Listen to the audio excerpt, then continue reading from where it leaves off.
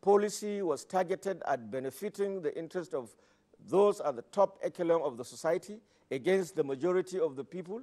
And then if you have any attempt by any of the wings of the ruling class trying to reverse this trend, then you face the crisis that we are, experiencing in this country today. And I think it is a good beginning, and we have no option as elites in this country than to appreciate the magnitude of the crisis at hand and contribute our quarters in ensuring that Nigeria is brought back to its proper place, as we are seeing within the international realm today. Of course, professors of international relations and foreign policy will always agree to the fact that the character of the foreign policy of any particular nation is directly a reflection of the internal dynamics and internal policies that we have in any particular country. So I think we are making progress. We have had a very checkered history, a history that is not too pleasant to see, because so many odds that we see happening today ordinarily should not be happening. All this, crisis ravaging the country, the level of decay in our infrastructure, as Professor rightly mentioned, as translated in our public school system, in our health sector, and several other areas, actually precipitating the nature of the crisis that you see emerging and manifesting themselves as social insurrection. Crisis on the plateau, the Boko Haram insurrection, the kidnappings, and so many other things. All these are manifestations of how far things or how bad things have been run in this country in the last several years. And for us to get out of these woods, it is not germane, I think, for any political leadership or elite class, for that matter, to begin to romanticize and deploy or propose solutions that are ad hoc in nature, but rather for us to put our heads together in order to be able to build a Nigeria that we will bequeath as a matter of fundamental legacy to our children and those that are yet unborn. All right, thank you very much, Professor Kabiru Mantu. I'd like to go to our Benin Network Center, where we have Professor Benson Osadolo. Of course, I know as a professor of politics and history, you'd also want to speak to us on your assessment of Nigeria at 58 politically, but then I'll also like you to begin this discussion with assessments on its international affairs 58 years on.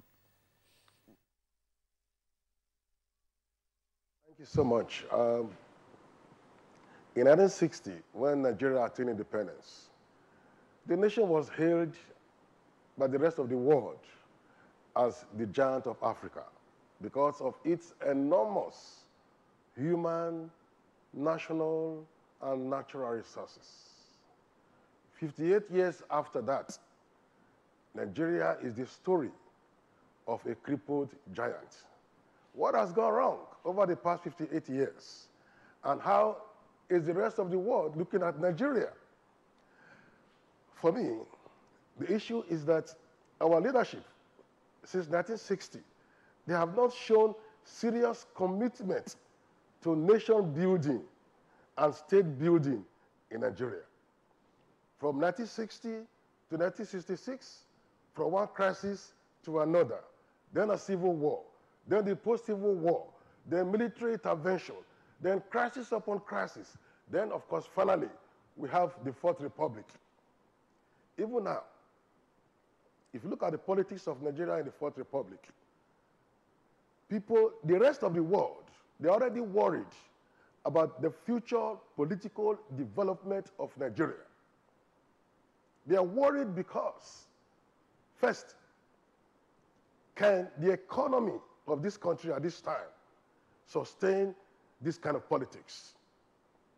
Secondly, a nation that has majority of its voters as illiterates, market women and all that.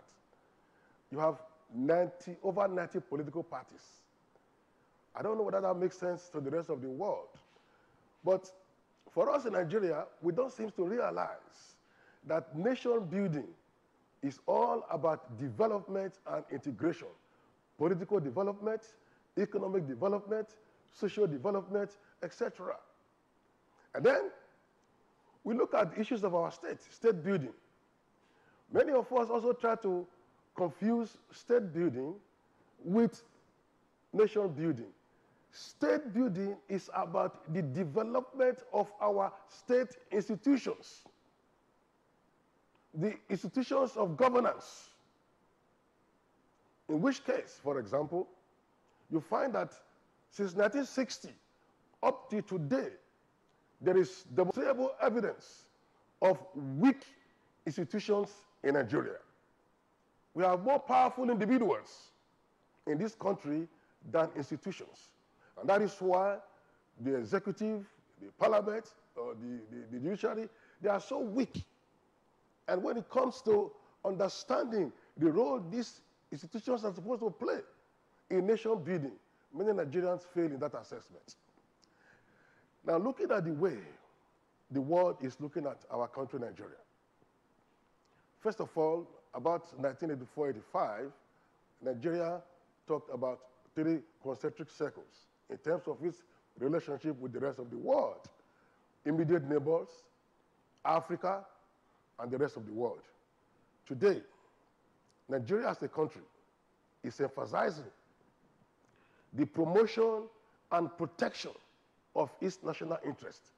The question is, what is Nigeria's national interest? Number one, the survival of the state and the security of the state and the people. This country has failed woefully. We are not looking at the crisis in this country as at now to see how this country will survive. No one is interested in the security of this nation and its citizens. Yet, our aim as a people and as a nation is to promote and protect national interest. People are dying every day. And the world, they are looking at how we are able to deal with these issues of our state survival and security. Number two, Nigeria is talking today about economic growth and the power of the state. Today, there are all kinds of conflicting reports, whether Nigeria is still in recession, whether the economy is growing, whether the economy is sliding, whether the economy is developing. We have, in fact, there is no sincere economic analysis about the Nigerian situation and its economic growth. Yet, I want to talk about the power of your nation. Power to do what? Is it military power?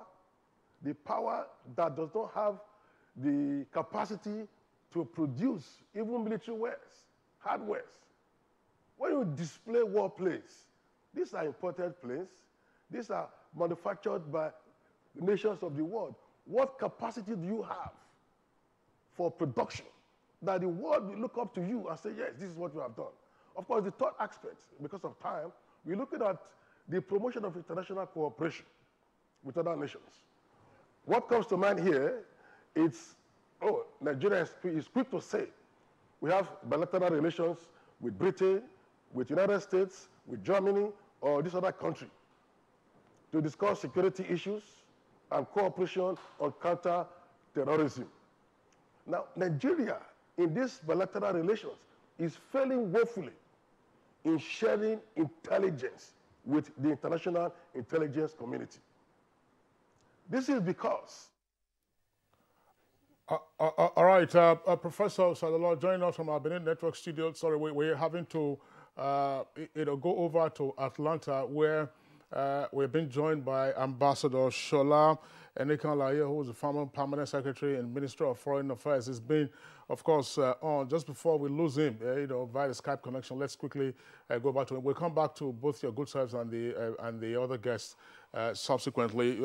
Ambassador Enikanlaye, give us your own take on what you think Nigeria has been, the journey has been for us, 58 years, and how there has been the connection, if you like, the nexus between domestic political development as well as foreign policy accomplishments.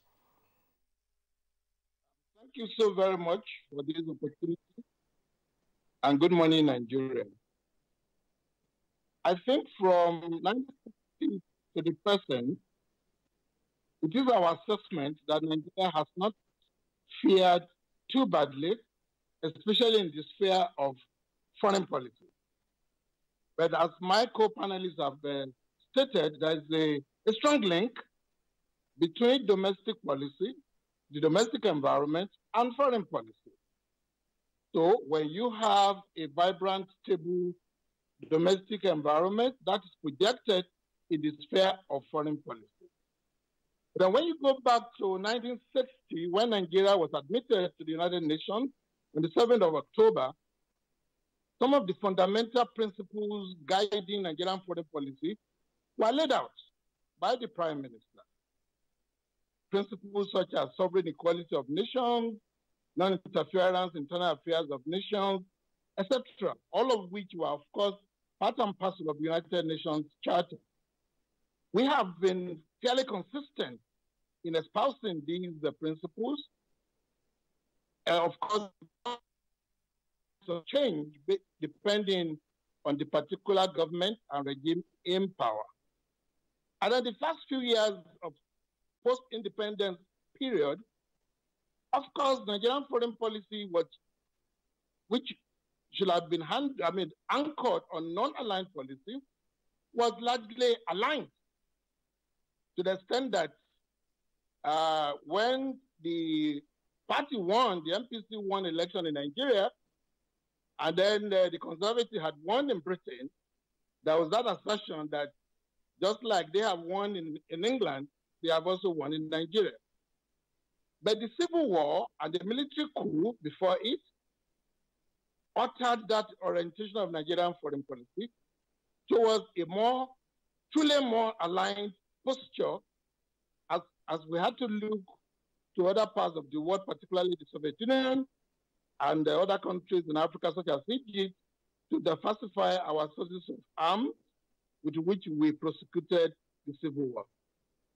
To me, this is one major achievement of Nigerian foreign policy, because Nigerian foreign policy was able to blot out the state of recognition that would have been given to the secessionist forces, to the extent that only 4 countries recognized the secessionist forces during the Civil War.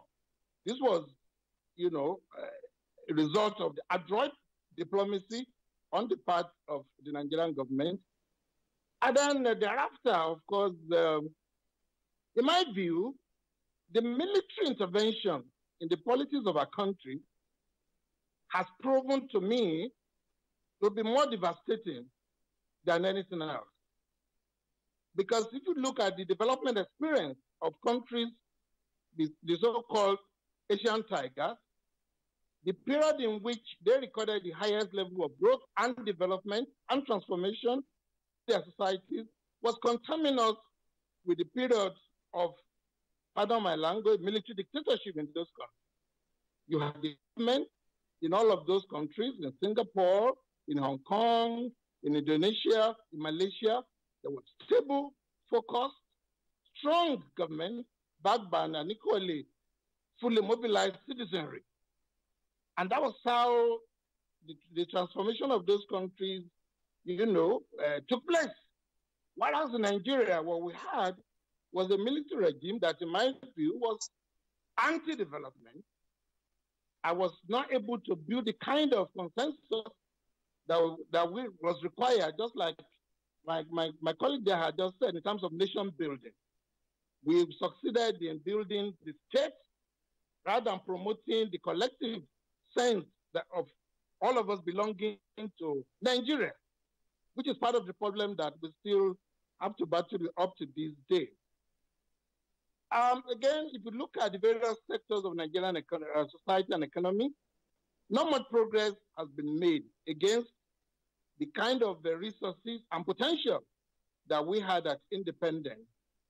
Rather than making progress, as is the country, regrettably, in which we begin to glorify our past. We will try to restore Nigeria to its past glory. To me, we should be looking forward rather than restoring to where we were 20, 15, 30, 40 years ago. That to me remains a major development conundrum that we need to tackle. It is, however, reassuring to note that perhaps we are now beginning to get it right in terms of a development trajectory that will situate the Nigerian people at the core of development, and also tackles challenges such as infrastructure as the basis for growth and development. In the sphere of foreign policy, I would like to see a more concrete expression of what is truly Nigerian national interest as provided for in Chapter 2, Section 19 of the Nigerian Constitution. For me, Nigeria should be at the centerpiece and at the core of Nigerian foreign policy. In other words, whatever we do abroad must reflect positively and in a concrete terms on the lives of Nigerians back at home. It is about Nigeria. Whatever we do, whether in ECOWAS, in the African Union, at the UN, wherever, it should be about Nigeria. How do all of this impact? That is the only way Nigerians can begin to take our foreign policy. But well, it appears that we just, as we feared, there's a freeze there on the Skype connection from Atlanta with Ambassador Enikanlaye. We hope we're able to restore that Skype connection so that he continues to be part of this conversation. But regardless, let's return to our studios here in Abuja. Professor Hahe, of course, you've listened to the other panelists give a perspective on Nigeria at 58. But now, getting more specifically into the foreign arena, is it necessarily the case that sometimes we tend to evaluate Nigeria on the basis of current experiences? Some others who would look at us historically would say Nigeria has done well on the international plane. What are your thoughts? Basically, I think that I do agree with my co-panelist, Ambassador Enikanlaye, on the fact that we have failed in one major consideration. We never really put Nigeria at the center of our foreign policy. And it's laughable because if you don't put your country at the center of foreign policy, and foreign policy is often determined by the quality of your own internal policy. Now, our internal policy has been a government whose policy is heavily weighted towards the individual, promoting individuals, especially when it came to military regimes that we had. People had allocations. Local governments allocated to you. A state is created because one general demanded such a state. There has not really been a sense of justice in growing, building Nigeria. One fundamental thing is that when people say we are going back to our past glory, I'm asking which past glory did we have? Yes, we started very well. The founding fathers that fought for independence. But it was acrimonious. So some people would argue with you now that, you know, it is changing. It is changing in the sense that in the last 3 years, we're beginning to see a change in terms of, you know, our internal policy with more focus on its citizens. I don't think so. I would certainly argue totally against that. We have weak institutions. If we are building a country, if we are determined to make a country great, first there must be consensus. Have we got a sense in which we have all submerged our ethnic cleavages and consider ourselves one Nigeria? But you know that's not going to happen overnight. No. Just as the president said yesterday, it's going to take time. But we want to see a move towards that direction. We want to see that all Nigerians are equal. We want to see a Nigeria where the rural people, the marginalized, there is an economic policy that is aimed at growing. We are seeing certain considerable disparages. The Naira has fallen to an unbelievably ridiculous state. The roads are being tinkered with, but by and large, there's no movement. If you look at Abuja or Lagos or some of the state capitals, the rest of the people are living like animals. Our rural people are living in abject poverty, in laughable situations. We have 3 million Nigerians who are eating 90% of the resources of this country that are coming from one source, from oil. And so I do not see. I beg to disagree with you on that. But then let's bring in Professor Kabiru on the issue that some of the issues that you have just written up. But Professor Kabiru, you've been listening to. I say this because we're beginning to see because what Prof was saying earlier was that we're seeing a policy that is centered on just individuals, but we're beginning to see a divergence from that lately. I think I completely disagree with my teacher, Professor Hare, on this, point of view. It's a common knowledge today that Nigeria, the ruling class, especially in Abuja and some, several other states, are refocusing the attention of policy from the 3 million Nigerians, or 300,000, or 3% of Nigerians that he is talking about, to the majority of the citizenry. And that's the essence of redistributing the wealth of the nation. You construct roads, you rebuild schools, you improve on the health sector. These are some of the major issues that have been lacking in the first place in Nigeria that precipitated the nature of social upheavals that we have seen. You're talking about, marginalized group, etc., etc. The most marginalized group in this country are the common men. Myself, Professor Hare, and all of us that are talking today on television are absolutely not belonging to this category, and we cannot therefore claim to be speaking on behalf of these people. If a government is in place that is investing heavily and massively for the benefit of the majority of the citizens, I think that's the missing link that Nigeria has suffered for a very long time that resulted in this very precarious situation that we find ourselves in today. So I think very clearly, as you mentioned, the truth of the matter is that all the crises and the cleavages that we seem to be suffering from in this country today principally emerged as a result of the weaknesses of the successive ruling class. I agree with Professor Haya when he said, at a point in this country, a military general will simply sit and request for a local government or a state to be created somewhere. Of course, we are all victims of that. And basically that is, one of the major factors that contributed that are also attributable to the decay and paralysis that we have in Nigeria today, and which, of course,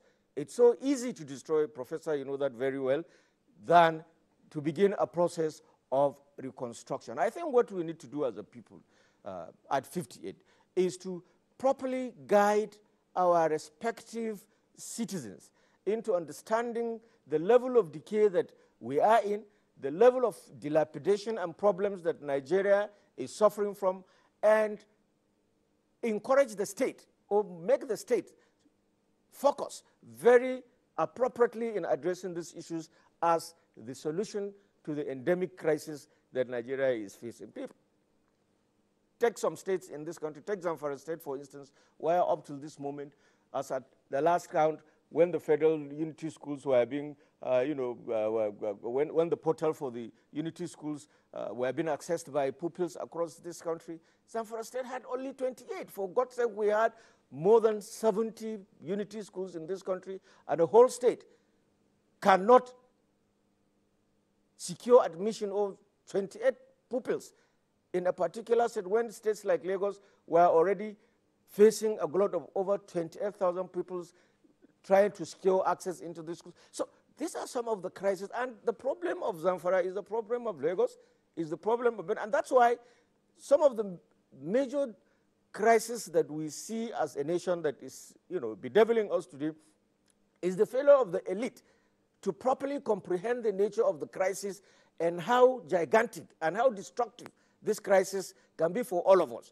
and begin to evolve solutions and remedial measures that will address this crisis, because we are all involved. It's not a matter of people have sensationalized so many things.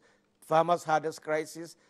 100 years ago, farmers and hardest existed in our communities. Our parents did not go to school. They were not doctors. They were not professors. They were not ministers. They were not ambassadors. But they were able to manage this crisis in a manner that lives were not lost. What's happening today that with all these bundles of professors and, intellectuals and everything that you have with billionaires, we didn't have millionaires. Today we have so many billionaires, and yet simple crises between farmers and herders are not resolvable. Instead, elites are piling, and queuing up, behind their respective, wherever their allegiance lie. And I think this is really a very serious crisis. I think we have to accept this fact. And all students of international relations will accept this fact. Professor Ha, in fact, is a practical diplomat and ambassador of very high repute. She realized the fact that one of the major issues that we face as a nation today is that we are coming from a situation that was so bad, and any attempt that is being made by governments at the center and in several states of this country to begin to correct this situation, such attempts are being confronted by very powerful few individuals who are consuming 95 to 96% of whatever belongs to the whole of us as Nigerians, and therefore will do anything possible to frustrate whatever good intentions any government or individuals might have in trying to correct this. So I think we're on the right course. The policies of this administration, as far as I see it, is a policy that is focused on addressing the wishes and aspirations of the generality of the peoples against where we are coming from. And of course, you can understand the reason behind the resistance. All right, Professor Kabir Mato, thank you very much. Let's go over now to our Benin Network studios, where we still have Professor Benson Osadola of the University of Benin. Well, there's some point that's been, you as guests have all talked about properly identifying the Nigerian national interest in its foreign policy interventions. But as a student and a professor of history, some persons, of course, will like to understand what has gone on, either as a paradox or as an irony, that in spite of the many challenges that the country has had internally since 1960, exacerbated by 1966 onwards, Nigeria was influential in the formation of the OAU, which is now the AU. Nigeria was a frontline state theoretically contributing to the independence and liberation struggle in Southern Africa. Take into consideration what happened in Zimbabwe, what happened in Namibia, and then, of course, what also happened in South Africa. Nigeria has been contributing forces, for peacekeeping operations around the world. We have seen what happened even when Nigeria was under the Abuja dictatorship. We saw what happened in ECOWAS. Nigeria helped to restore democracy in Sierra Leone. Nigeria helped, of course, to quell the crisis in Liberia and elsewhere. So in spite of all of the crises that some analysts have talked about in Nigerian experience, we see on the foreign scene what Nigeria is doing. We still have the Technical Aid Corps, which of course came about during the Babangida military dictatorship. So how does an outsider or an observer understand this dynamic of, in spite of internal crisis, you are having what would appear to be, and what of course some have categorized as huge foreign policy outreach? Kingsley, well, you talk about the past glory of Nigeria. Let me start by saying, in the last 20 years or more, Nigeria has been practicing what I describe as quiet diplomacy. In action. Yes, there was action in the past. Dynamic, vibrant foreign policy action to follow up, because this country had resources to support ECOMOG in Liberia, ECOMOG in Sierra Leone, ECOMOG in Côte d'Ivoire, ECOMOG in Guinea-Bissau, ECOMOG in Mali. Nigeria then had resources to support the frontline states in Namibia, South Africa, Zimbabwe. Nigeria had the resources to promote African integration and support for African unity. Nigeria had the resources to talk about ECOWAS and building strong neighbors. Today, we don't have the economic resources to face the enormous responsibilities we have, even West Africa or in Africa or with the rest of the world. And so our economic power is a determinant of what we're able to do in the world. And that is why today, the past years, we've had what is called very quiet diplomacy. Nigeria is just moving. I mean, let me give an example. When Nigeria talks to the rest of the world in terms of bilateral relations, the world's response to Nigeria is, look, go and talk about good governance. Go and deal with accountability at home. Go and deal with transparency at home. Okay, Nigeria goes beyond that. So, okay, we are doing well. But you want to begin to talk about trade and economic relations. Other countries like the United States, China, they are concerned about investment in Nigeria because Nigeria is a huge market. For us as a country, we take our cabs and we go to America and go to China and begin to beg for loans, mortgaging the future of this country and generations yet unborn to all kinds of loans that are unnecessary, that are not even needed. So why can't we exploit our own natural resources, human resources, to build a great nation? Imagine we have crude oil we can't refine. We are talking of a country that is a giant in world politics. We should be sincere to ourselves. This is the era of quiet diplomacy in Nigerian history, and the world should accept it. Nigeria should also accept it. If for any reason we are able to move out of this political situation and build our economy to the envy of the world, then we can once again become a major player. Look at the other time North Korea displayed its hardware. Can Nigeria do that? North Korea is a small country. Can Nigeria do that? What capacity do we have to challenge the rest of the world when matters, that borders on military power, economic power, they are being discussed? Well, Professor Benson Osadolo, thank you very much for your contributions there. But I'd like our guest in Atlanta to actually coming on at this point, because Professor Kabiru raised some points. We're all coming back to from the discussions we're having now. We all seem to be coming back to if the world is going to see us the way that we want them to see us, then we need to put our house together. But then I'd like to raise a point that Professor Kabiru made, that of course we're coming from a bad place, but what we see right now as we speak is quite different. We are making concerted effort in terms of good governance. The fight against corruption is there. We are beginning to see an internal policy that is focusing on its people. You're beginning, if you look at it, our primary healthcare sector is gradually getting back on its feet. We're seeing, the programs for youths, and we're still beginning to see a provision of jobs for Nigerians. So then some people begin to wonder, when you say that, all that we have now is past glory, then where does all of this come in? Professor Gabriel said something. As much as we're doing all of this, let's not forget that where we're coming from, some of these things would also come back, and it's also fighting it. As we say, we're fighting corruption. Corruption is also fighting back. Thank you very much for that question. But before I respond to those specific questions, let me address one or two other issues that had come up.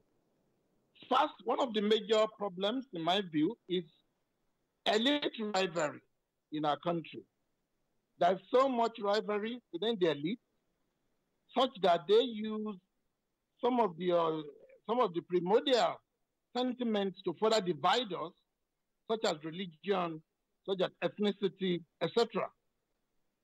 And then they use the Nigerian people as cannon fooders in their struggle for political power. I think that's one of the fundamental challenges that we face. Arising from this also, in my view, is that there's too much government without much of governance. And this is reflected, in my view, in the rather weak institutions of state that we have, with very poor capacity to even implement and execute government policies and programs. And that has a bearing even in the sphere of foreign policy, where, as the Prof rightly mentioned, capacity is key in terms of resources, in terms of training, in terms of the personnel that run the Ministry of Foreign Affairs and, by extension, the foreign missions abroad. Having said that, I think in the last 2 years of this administration, the three core priorities of government, in my view, is the right thing to do. When you tackle, for example, the economy, if you are able to diversify the economy and you are able to win us away from monocultural economy dependence, heavy dependence on oil and gas, particularly at a time in which the world is moving away from fossil fuel, and you have alternative sources of energy that are coming on stream in the next couple of years, we need to deepen that diversification in such a manner as to strengthen the base of Nigerian foreign policy. That is what this government is doing, and I think it's the right thing to do. Then when you look at elite rivalry, which is also reflected in the level of corruption in our country, it's about allocation of resources to individuals rather than for the common good. That also is being tackled.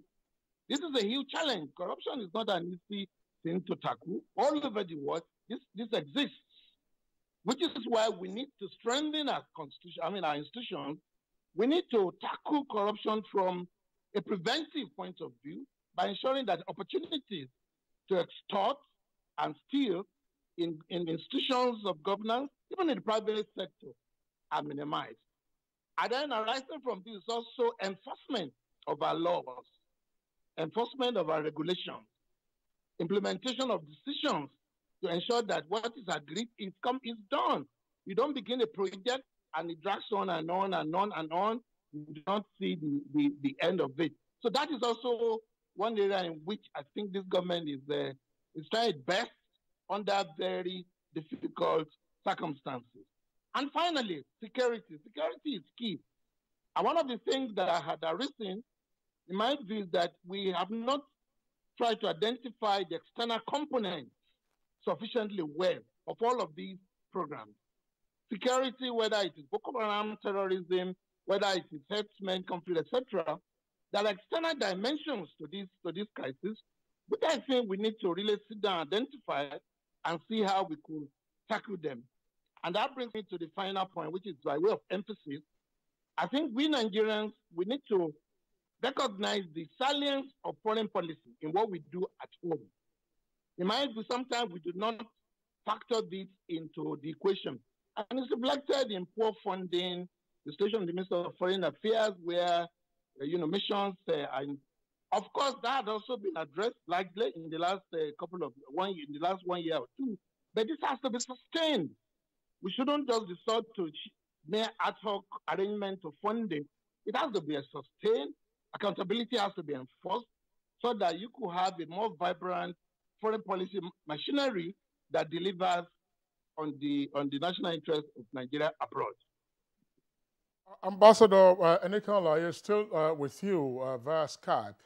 How, in your view, can Nigeria move further, let's say beyond 58 years now, to maximize her contributions to the international scene, in particular on the basis of reciprocity, which some critics have often said has been lacking in our foreign policy interventions, that we seem to have more outgoings than we have coming in, other than just maybe reputation as being a peace-loving member of the international community. How can we mine and therefore maximize what we have put out there and what we're still putting out? Thank you very much. The first thing we need to do is to address the issue of capacity in the Ministry of Foreign Affairs.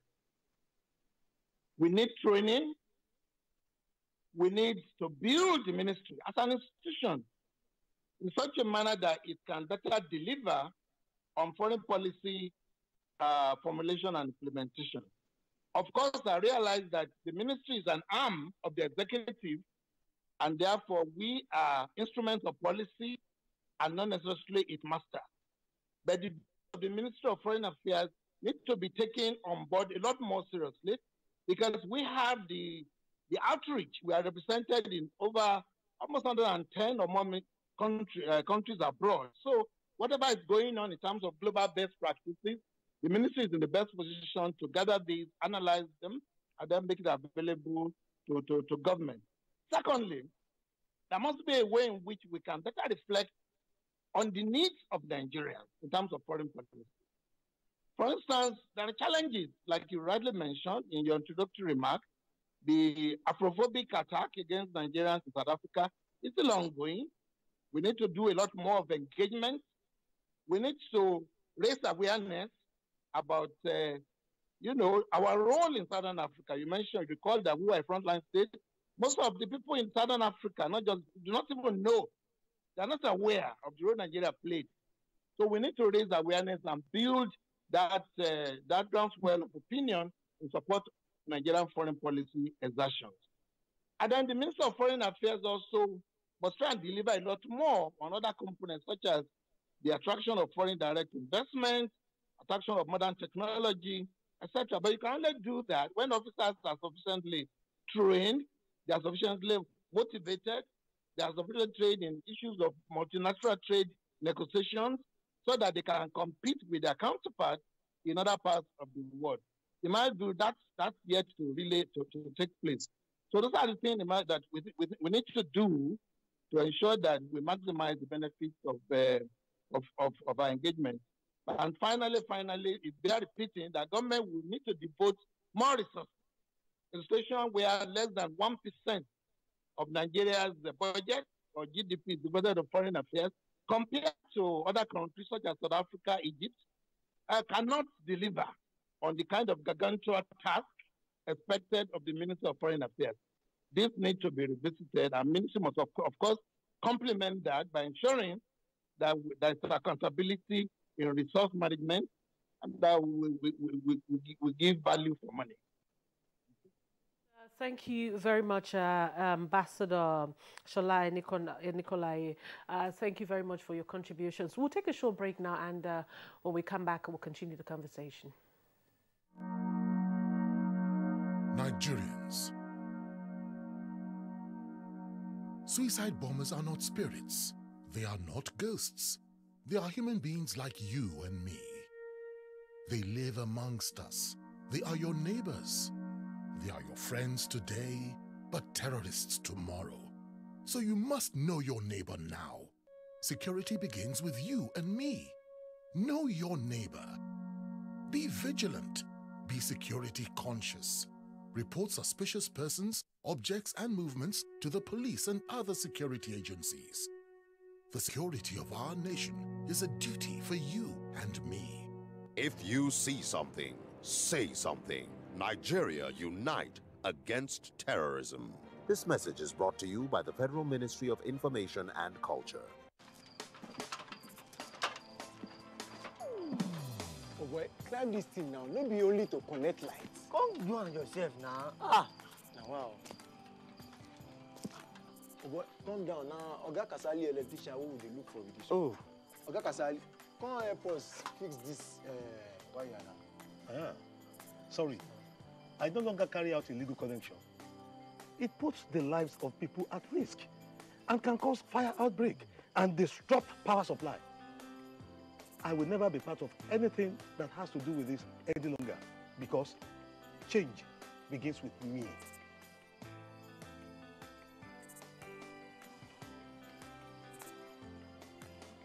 Oh boy, letting him talk makes sense. Oh boy, we could carry this ladder from This message is brought to you by the National Orientation Agency in conjunction with the Federal Ministry of Information and Culture.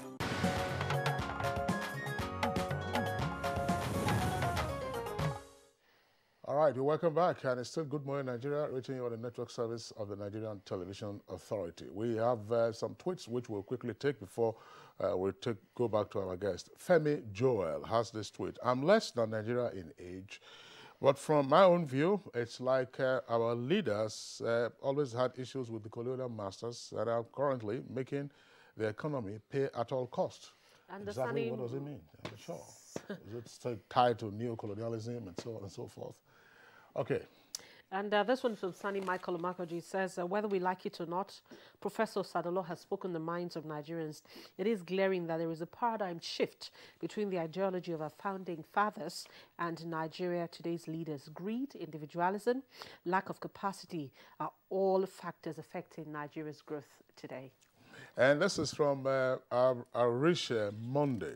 Now, it says that the government and political parties in Nigeria have to return to the ideology and beliefs of our founding fathers in order to regain our lost glory.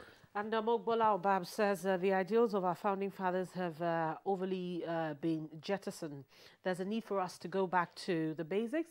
We must take advantage of the current acceptance the incumbent President Muhammadu Buhari is enjoying all around the world to draw attention of the international community to Nigeria.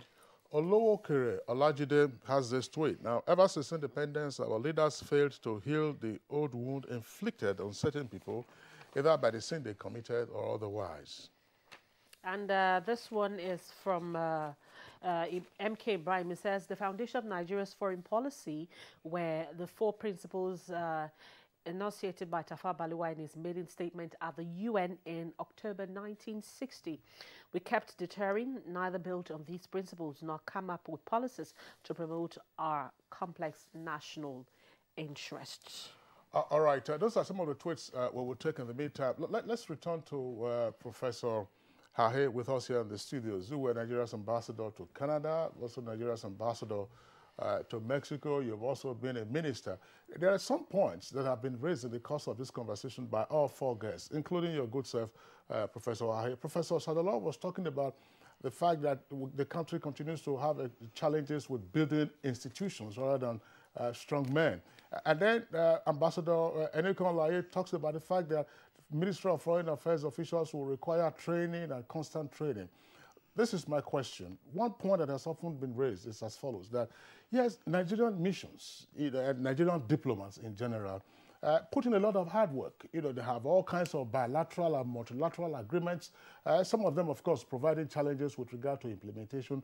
But that often the problem is with follow-up, that when Nigerian diplomats go out to make these negotiations and sign deals, when they come back, there is no follow-up. And sometimes these items are left in silos, either in the Ministry of Justice or in the Ministry of Foreign Affairs, and there is no coordination. We keep going back and, each time we get to take a step, while other countries with whom we get into these agreements are already taking the benefits of it. This has been a bane of our foreign policy implementation. What is your perspective on this and what can be done right? The point made by Ambassador Nicolai was very valid. Nigeria is not funding its missions well. And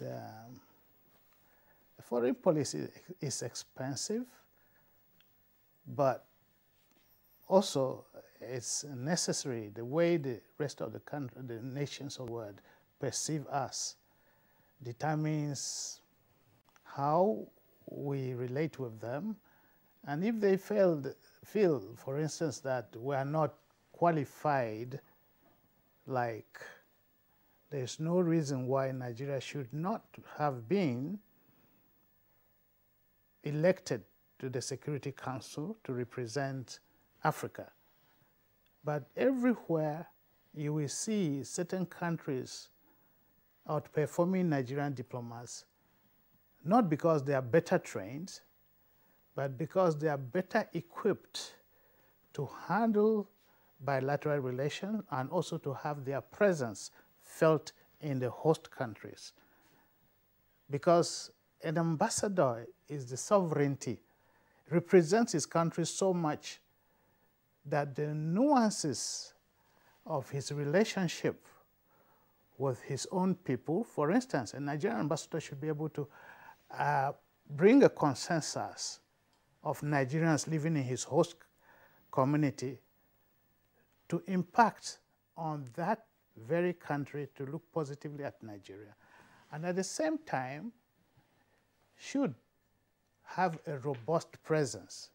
And this robust presence is often lacking because there are no resources for the Nigerian ambassador or the foreign affairs officers in ministries abroad to make this presence. At most, they are hanging around the embassy crying about rents, crying about allowances not paid, and oftentimes not getting rapid response from the home ministries. Correspondences take endlessly to be addressed. And so often it's looked upon as a reflection. One pathetic thing that has been happening is that today, the foreign affairs, which used to be the ambassador and foreign affairs officers would interpret their host countries and interpret their countries to the host countries. The information technology has surpassed that.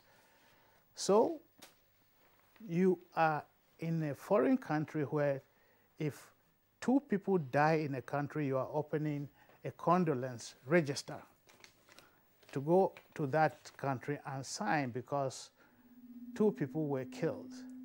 And every day, hundreds, 10, 20 people are being killed in your country every day.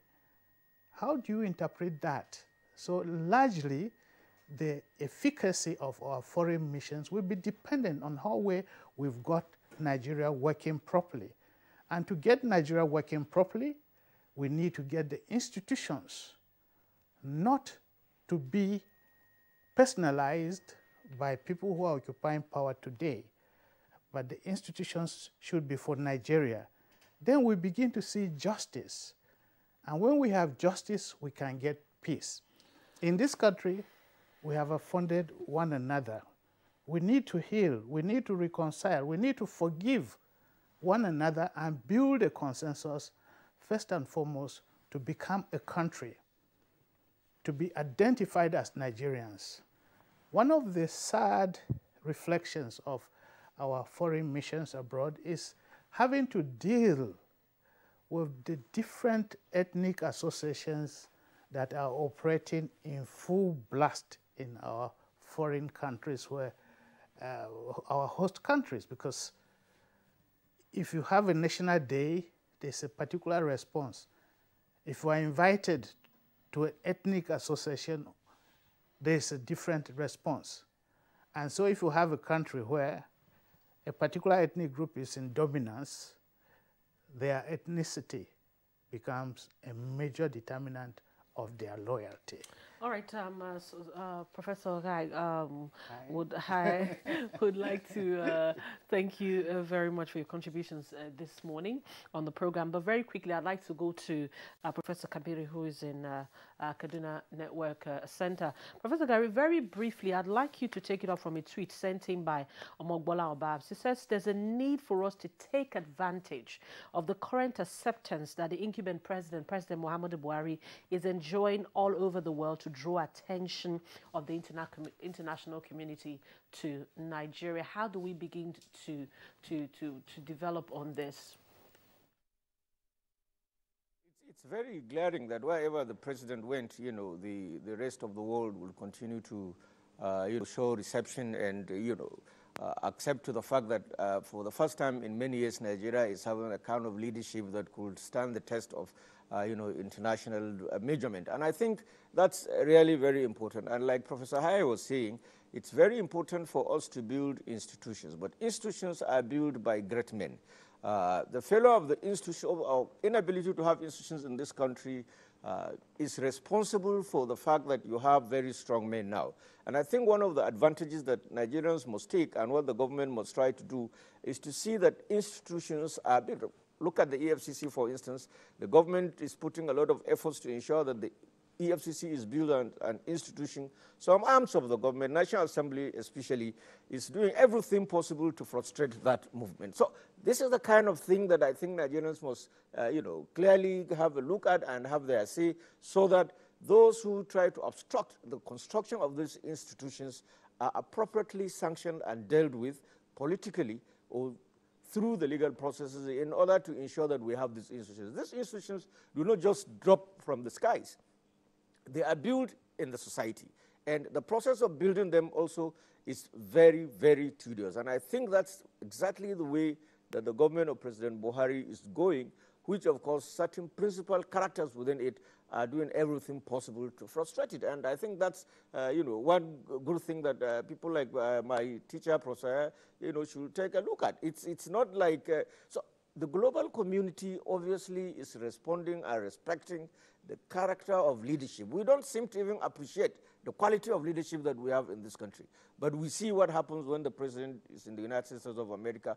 I read one man, posted the picture of the president on Twitter sometimes last week when he addressed the United Nations, and the young man simply wrote, Aboki speaks, and the rest of the world listens. I mean, whatever the young man was talking about, it clearly shows a kind of pride that emerged from him seeing his president in the world, on a world stage, addressing the globe and being respected. That increases and improves our, ego as Nigerian citizens. We don't get.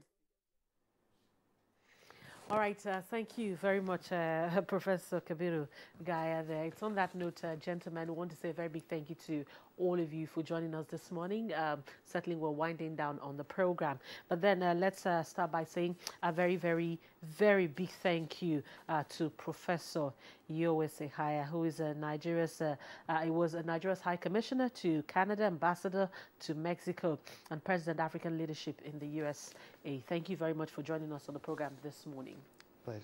Thank you. And also in our Kaduna studios, we've had Professor Kabiru Matu. He's a professor of political science and commissioner for local government chieftaincy affair. Thank you so much for joining us this morning. Thank you.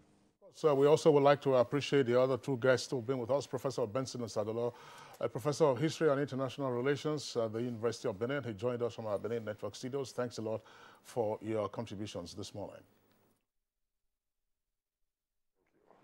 And our appreciation also to Ambassador Shola Enikanlaoye, who is Nigeria's Permanent Secretary at the Ministry of Foreign Affairs. He joined us via Skype from Atlanta in Georgia. Thanks a lot for being up this early to be part of our conversation. Thank you. Thank you very much. All right, let's go over now to our complimentary segments. And here is the sports desk with stories on soccer and the Super Eagles. Super Eagles technical advisor Gennett Raw has called up Hackman Musa, William Troost Ekong, Alex Iwobi and 21 others for this month's 2019 Africa Cup of Nations qualifying doubleheader against Libya's Mediterranean Knights. Raw left out captain John Mikel Obi, Joel Obi and the pair of Simeon Nwankwo and Kelechi Nwakali from the squad. Raw also recalled the Italy-based duo of William Ekong and Ola Aino. Libya lead Group E with 4 points after 2 games, while Nigeria are third. Nigeria host the first leg at the Godswill Akpabio Stadium in Uyo on Saturday, 13th October, with the return leg scheduled for the 18,000 capacity Stade Tahib Meri in the city of Sfax, Tunisia on Tuesday, the 16th of October. The other players invited are Ikechukwu Ezenwa, Francis Uzoho, Shehu Abdullahi, Kenneth Omero, and Jamilu Collins. Others are Ogenyo Nazi, Ogene Karo Etebo, Wilfred Ndidi, John Ogu, Odion Igalo, Moses Simon, Kelechi Iheanacho, and Henry Onyekuru. Meanwhile, Arsenal coach Unai Emery has declared emphatically that the club's Nigerian attacker Alex Iwobi contributed a lot of quality to help the Gunners beat Watford at the weekend. Emery recounted that Watford gave his side a tough fight in the game on Saturday, but the gaffer praised Iwobi for again being in top form, coupled with great mobility on and off the ball. Emery went on to acknowledge that Iwobi was at par with Danny Welbeck during the encounter, which took Arsenal to 7 straight wins in the English Premier League. The victory also took Arsenal to 5th place with 15 points, only 4 behind log leaders and defending champions, Manchester City. All right, time now to go over now to our weather center to have a look at the weather update for the rest of today. Good to have you join us on the weather segment. I am Joyce Ogunleye.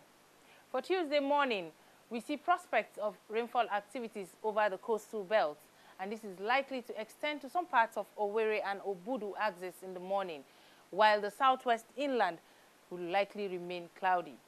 There are also chances of thunderstorms in some cities over the central region, while the extreme northern part of the country should be in partly cloudy to cloudy skies. We expect wider spread of these rainfall activities from late morning into the afternoon and evening period, with light thunderstorms over the southern cities, and this is also to affect the eastern parts of the central region. The north will be generally in cloudy to partly cloudy conditions, although the southern parts of Borno might likely have thunderstorms in the late evening hours. Now let's see how these temperatures will play out. Thank you for staying tuned.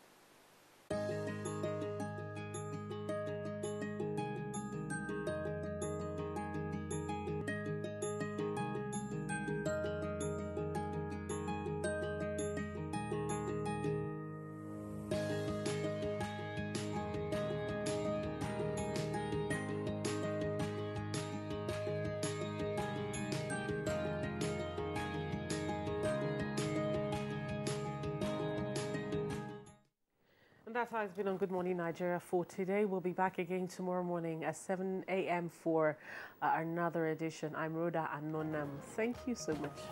And I'm Kingsley Osadolo. I join my colleague Rhoda in also appreciating you for tuning in. As she said, we're back tomorrow to enjoy the rest of your day.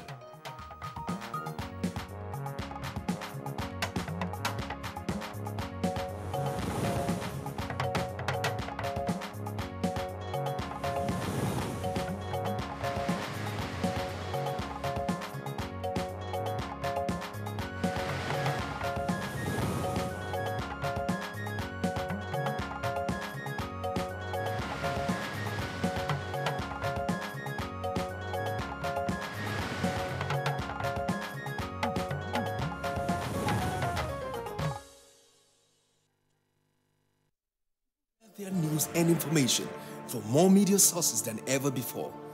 Some of the news and information given are fake, unverified, doctored, and manufactured to create confusion, stir disaffection, and cause disunity. Before you believe or share any news, ask yourself, is this real? Is it from a credible source? Is it verified or verifiable? Fake news is dangerous. Whether you do it for fun or for political gains, real people can get hurt. Fake news, don't create it, don't spread it. This is a public service announcement from NTA. Zuma Film Festival 2018 Abuja. Theme, Archiving for Creativity. Date, December 1st to 7th, 2018. Featuring film screenings, masterclasses, special tributes, NFC Annual Film Lecture, NFC Annual Essay Competition Awards, special national and state days, Lifetime Achievement Awards, and Zuma Film Festival 2018 Awards. Submission of entries for non-competition, competition, and screening is ongoing and closes September 30th, 2018. All entries should be forwarded to the festival director, Zuma Film Festival Nigerian Film Corporation, headquarters in Jos, and or its zonal offices in Abia, Lagos, Kano, Asaba, Yola, and Abuja, or through the Film Freeway online platform, www.filmfreeway.com. For further inquiries, call 0033146842, 08052728321, or 08063390420, or visit the website www.zumafilmfest.gov.ng. Zuma Film Festival 2018, December 1st to 7th, Abuja. Nigerians' foremost film festival. In 1953, the Federal Institute for Industrial Research, Oshodi, FIRO, was established. Since then, FIRO has been engaged in research work, solving problems and discovering new ways to make life better for Nigerians. These discoveries and research findings must be made available to Nigerians, medium and small-scale enterprises, and the international community. And the vehicle to do this is FIRO House, Africa's first industrial tea reality show, produced and packaged by Lashon Links Limited. For details on how to be part of the show, please visit our website on www.firohouse.tv or call 081-873-55745.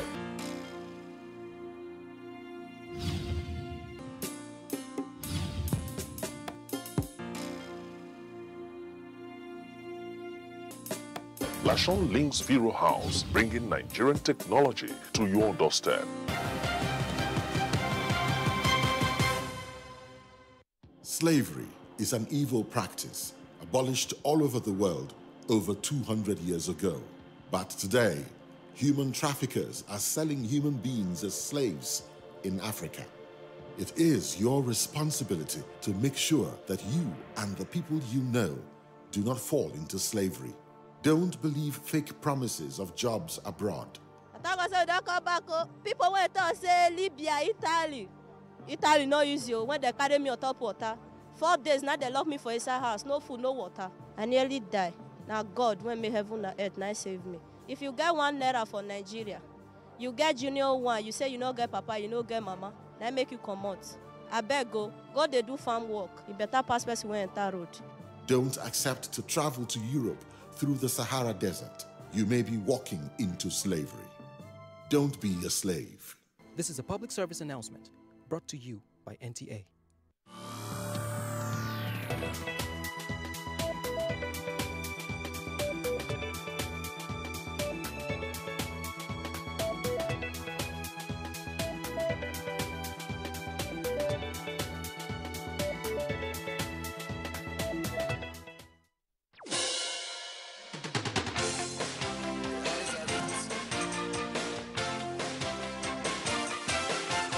NTA Parliament is a dedicated 24-hour channel that broadcasts activities of the Nigerian Senate, Federal House of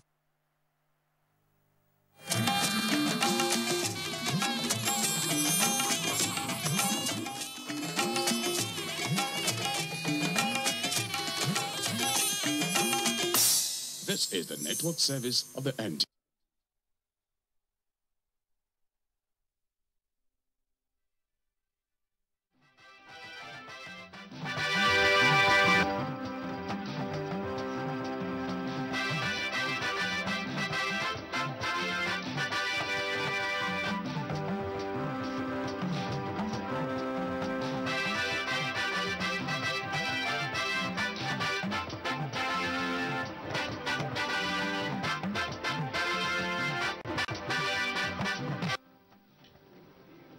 Coming up on the sports reel today, Super Eagles coach Gennett Rowe invites 24 players for Libya match.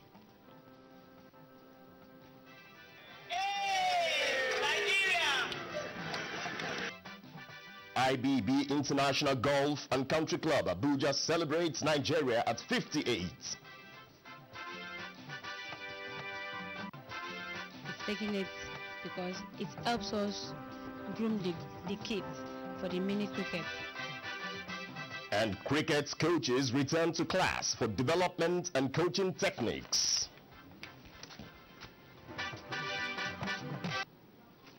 Feels good to be back with you again on the Sports Reel on the network service of the Nigerian Television Authority. I'm Ayodeji. Marking the, it's still the celebration for the Independence Day, and I'm about to just reel out sports to you. Let's start on this cheery note because Nigeria is leaving no stone unturned to ensure that the country qualifies for the 2019. You see, most universities have the alumni associations. And under the auspices of the alumni associations, you have what you call homecoming every year. The homecoming event is supposed to bring your prominent alumni to make pledges and to say, in this area of university need, I pledge to do ABC. Again, it goes back to the whole logistics of mobilization. Are universities mobilizing that effectively? I was the director of the university advancement for 2 years, and the charge of the university advancement is resource mobilization, linking up with the Alumni Association to run the homecoming event. Part of my own disappointment was that although you have alumni spread across this country, when it's alumni homecoming, it is politicized. They come there and they are lobbying in the next period when this group, when their tenure has expired, I want to become the president, I want to become the PRO. And they spend a lot of time talking about that. But what do you actually bring to the university A few have done a good job, but the majority of them look at alumni association and position within alumni association as a stepping stone into politics. And that doesn't bring anything to the university. You have not answered my other question about the number of the assessment of your graduates. Yeah, the assessment of the graduates. One of the things that ABU particularly does through the Alumni Association is to have a database of all the graduates from Ahmadu Bello University, not just those in theater arts, but within the theater arts department over the years. We have been tracking them, and what we try to do, for example, we look at the people in the different years. I know, for example, the 28 of us that graduated in 1978.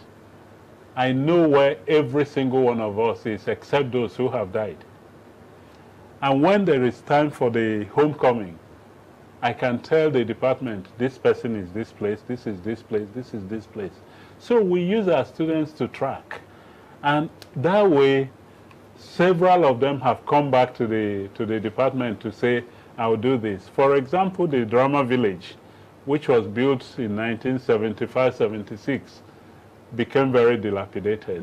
One of my classmates, Shegun Oyekunle, who now works with the Abuja Film Village or so, he was very close to the Minister of the Federal Capital Territory at the time. And we called Shegun, and I said to Shegun, look, this Drama Village needs a facelift. It's been facelifted, it's looking very vibrant, and when you walk into the Drama Village now, you say, yes, I like this place. And different alumni are doing that on an ongoing basis. And one of the things that we wanted was the lights. Professor Haye, who is also a product of the drama program in ABU, when he was the ambassador in Canada and Mexico, we said, hey, you can't be an ambassador for nothing. Come back home and do something. And he did. So we are mobilizing. Yes, Prof, we are talking about reviving theater life across the country. Yes. But from your own assessment, who would you say are the target audience? Who, what class or which class actually patronizes theater? Have you seen the government officials patronizing theater? And if no, how do we bring them, knowing fully well that theater artists are social critics? How do we bring government to watch these performances and also feel the pulse of the people? Yeah, I think the government people only watch command performances. and command performances are performances that are done mostly from entertainment point of view, not raising critical issues. There was a time we debated this in one of the conferences that SONTA organizes every year. SONTA is Society for Nigerian Theater Artists. And that's a very vibrant forum where we debate issues like this. And one of the things we talk about all the time is how can we make government recognize the value in theater and also in watching some of the arguments and the issues and conversations that take place, whether in a live performance or on radio or television. Increasingly, one of the things we started to do was a lot of the people in government, given their own schedule of activities, hardly go to theaters. They will not. Even to watch, go to the movie house is also a difficult thing for them. And we started to think, a lot of people, if you put key ideas, even if it's a performance like 3 minutes, call it a policy performance. And slot this into, give it in offices. And we particularly started to do that through our Theatre for Development program, when we were researching the issue of citizenship, accountability, and participation. This was a 10-year program. And this 10-year program, interestingly, was funded by the FID, the British government. And we were looking at the question of citizenship in Nigeria. And the whole question of citizens, if you say somebody is a citizen, it has associated meanings. It means the person has rights, has entitlements, and it means, therefore, that the governance practice must respect those rights and responsibilities. And if the governance practice is going to respect that, there must be accountability. I think that takes us full circle back to this whole question of the campaign against corruption now. And when we were doing that, of course, our performances were not performances that people in government were going to watch. So we called something policy messages and policy briefs. We developed policy briefs. We circulated that quite widely in ministries and forums. And then the policy messages on CDs. We also distributed that. A number of people watched that. And I remember on one occasion, we had a very good dialogue with Atiku Abubakar when he was the vice president on some of the key issues around our research. And we did dissemination in NIPS, National Institute for Policy and Strategic Studies. And one of the questions that I found very interesting there was one of the participants stood up and said, "You've done this research in only 7 states out of 36. Why not do more?" And I said, I like this question. Why should I use British money to always do something in Nigeria? You are policymakers. If I come to you and I say, I need 100 million naira to do research over a 2-year period, I'm sure you will say that this professor is a greedy professor. And they laughed. Prof, I'm glad we came back to where we started. Yes. You know, I asked you whether we were on track with the Change Begins With Me campaign. Exactly. So this is where we are now. Yes. You said we were on track. How much are we on track, and what will be your suggestion as a scholar in changing the narrative, changing the focus to make it better, to make it go deep down in society? You see, if you want to change the narrative of issues of corruption in Nigeria, while the media campaign is one good campaign, it is only just because you are reaching only a defined audience. How about the million others who don't have access to television? When you watch The Change Begins With Me clip, it's a beautiful clip. I like it. I like the performance. And then the messages that go under it. But then, one of the things we keep talking about is the celebration of people who steal money amongst the grassroots. The campaign, therefore, needs to reach that population. That whereas... Stop the celebration. Yes, to stop the celebration. Whereas you are living in deprivation, and somebody might come with stolen money and do one little thing for you, and you can dance for 3 days for the person in appreciation. And you're giving chieftaincy title. And giving chieftaincy title. That is because of the failure of the system. If the system is now saying we need to change that narrative, then they must push that campaign to that level.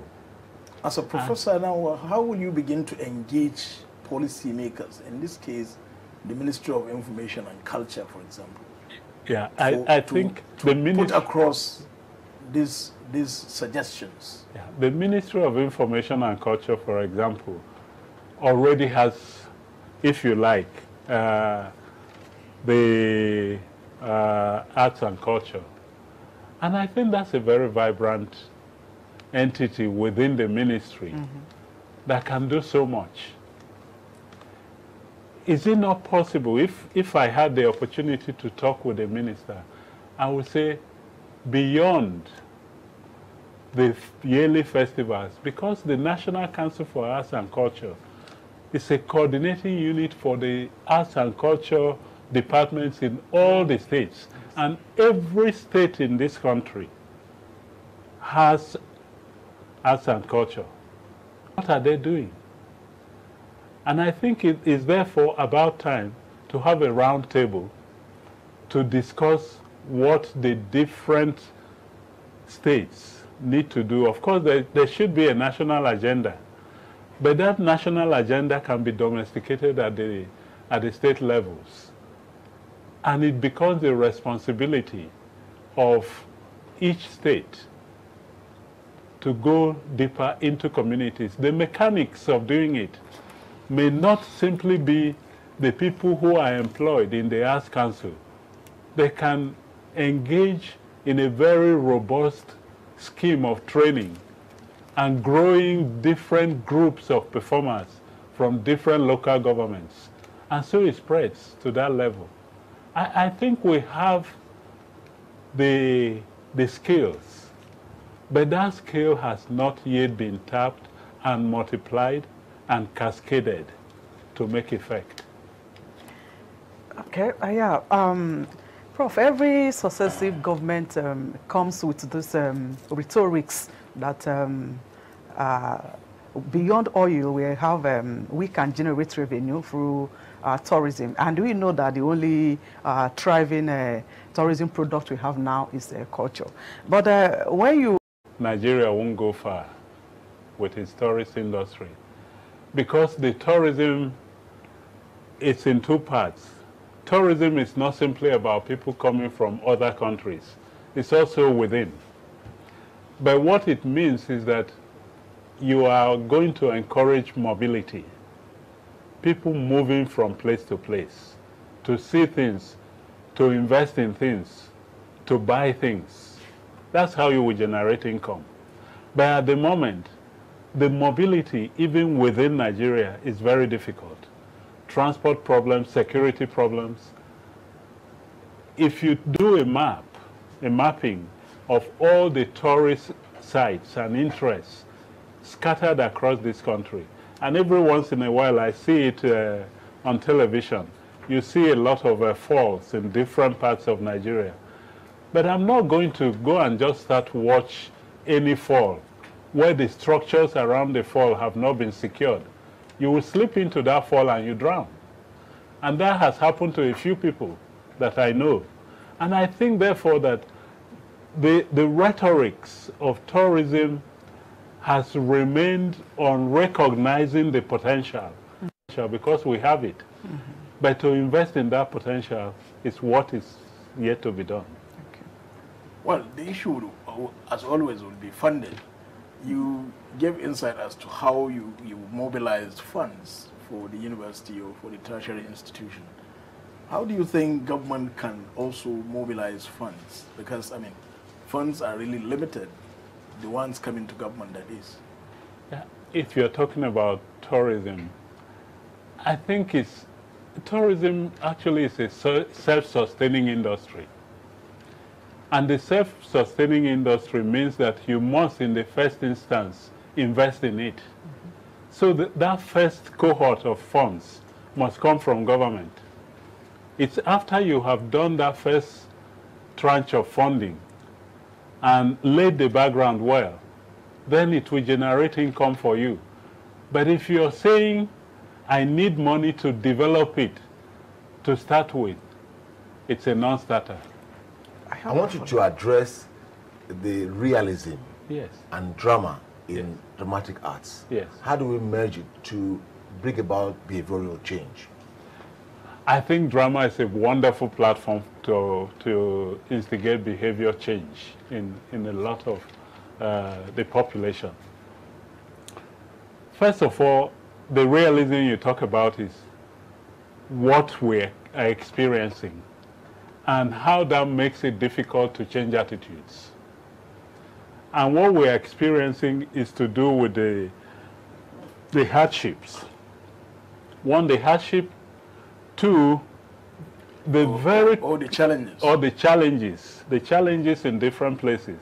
Now go to different rural environments, different local governments.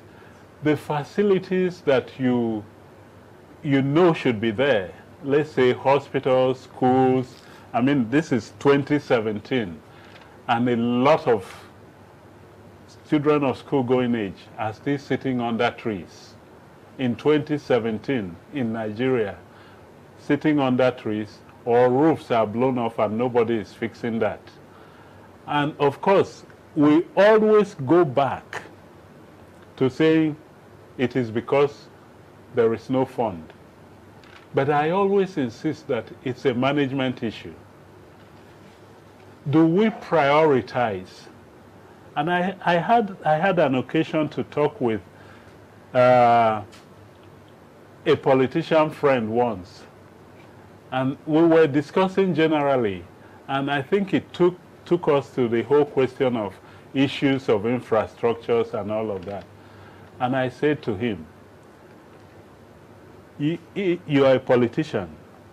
In your position as a politician, if you go to a community and you see that there are no culverts in that community, and that the culvert that you need in that community is very critical to making access possible for the villagers to go to the farm. And you also, as a politician, you see that there's a need for hospital, and a big hospital. Which one will you build first?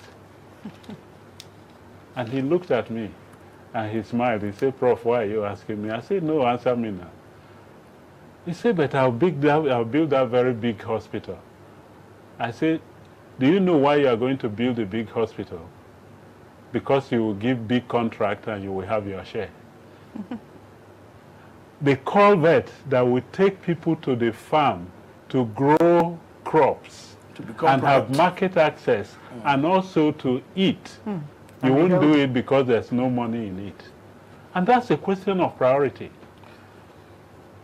And that's, Professor I think for me, that's the issue. We may have to leave it there. And, you can see that it's an issue that will never end. And, I know, it's a big issue. Yeah, a big issue. And maybe we will continue in one of your classes. Thank you so much. Thank you. I invite you to join us. Exactly. Yeah. Thank you so very much for honoring our invitation to come to platform. You're welcome. Inde Shuaga, Assistant Director of News, NTA, thank you so much for your insights.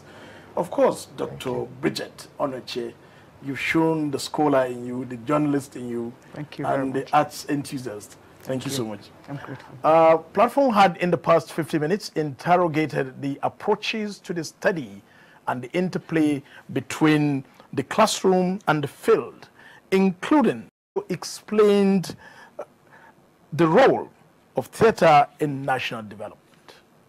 That's Platform. I'm Muhammad Kudu Abubakar. Bye for now.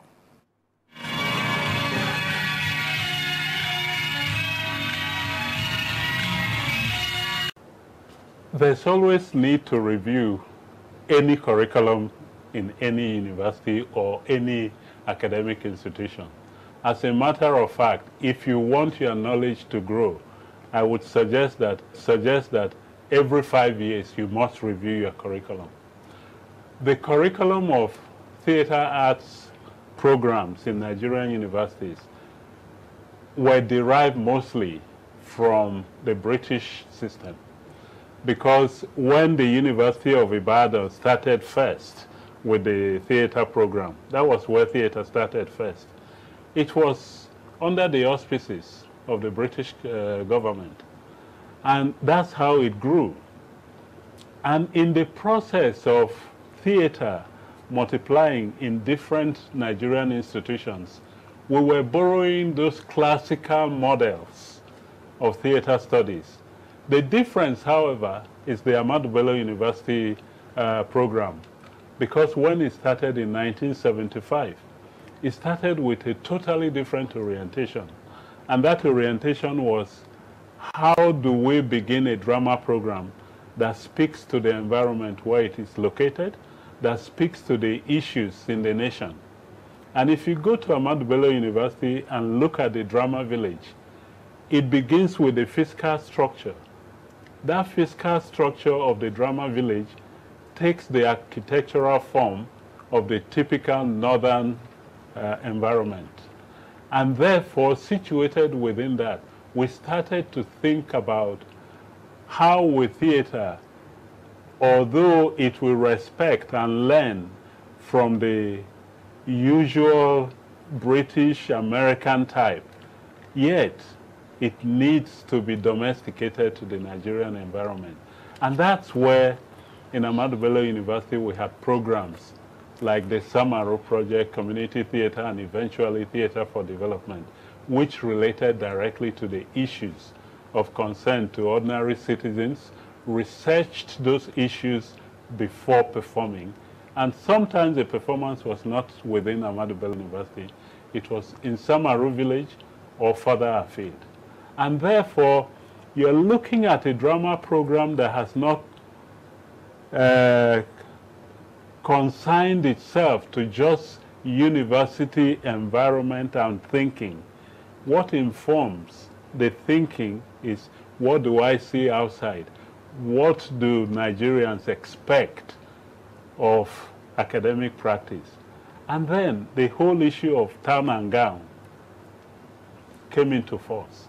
And we have practiced that since 1975 in Ahmadu Bello University. It's interesting you brought the Ahmadu Bello University issue into it. A related question one will ask is, as a professor of theater for development, what are people like you doing to, if you like, explain to the skeptics who see theater studies as just music and dance? Yeah, I'll give you my example. When theater started in Ahmadu Bello University in 1975, I was in the very first set of students that studied drama in ABU. And at the time, we used to be the butt of joke in the university, Children of Jaguar, because it was the period that Baba Salah and Jaguar were very famous. And they used to call us Children of Jaguar and all of that. But we weathered the storm. And by 1978, when the first set of drama students graduated in ABU, the environment had started to accept the drama program. The number of people who were coming into the program were little. The number was small. At some point, 28 of us graduated in 1978 from the drama program. And many of us went our different directions. People like Danla Dibako, who was the Director General of NBC, was my classmate. We graduated together. One of us graduated and then went on to read medicine afterwards. After her first degree in drama, she went to read medicine. And she's a very prominent medical doctor in Benue State today. Anyway, the point is that increasingly, people started to think differently from seeing drama as you dance, you joke, and you are not a serious person. I think today, the relationship of drama to society and to national development is so well entrenched, not just as an academic study. And I give you an example. Way back in, I can't remember the year, but when Babangida was the military president and started MAMSA, community theater was started under Babangida, and Professor Jerry Gana was the one in charge of it. I headed the community theater program in the Northwest. At that point, what the government was interested was, we think there is value in this kind of practice to be able to talk about the question of developing Nigeria, mass mobilization for economic recovery at the time. And when they approached us, I remember very well saying to them, you don't know what you're doing. You don't want us. Because we are not going to sing your praises. You will not use this form for propaganda. And they said, no, that's not our intention. We'll do exactly what you want because we are interested that this form should speak to Nigerians. We did the first major workshop in Katsina, the next one in Abuja, and the fund dried up. Why did it dry up? Because we didn't speak their propaganda. Okay. So now what is the input of, if you like, theater scholars to Nollywood, to Kannywood? The input to that, it's mostly on the level of critique. We look at the issues, and interestingly, a good number of the performers, actors, actresses, Nollywood, Kannywood, did not study drama. Exactly. They didn't study drama. And that is to tell you that drama as a discipline is not necessarily an academic thing. It's inherent in everybody. And what the academic practice in the discipline does is to sharpen that inherent skill and to ensure that it is put to use for the advantage of the citizens and for the country.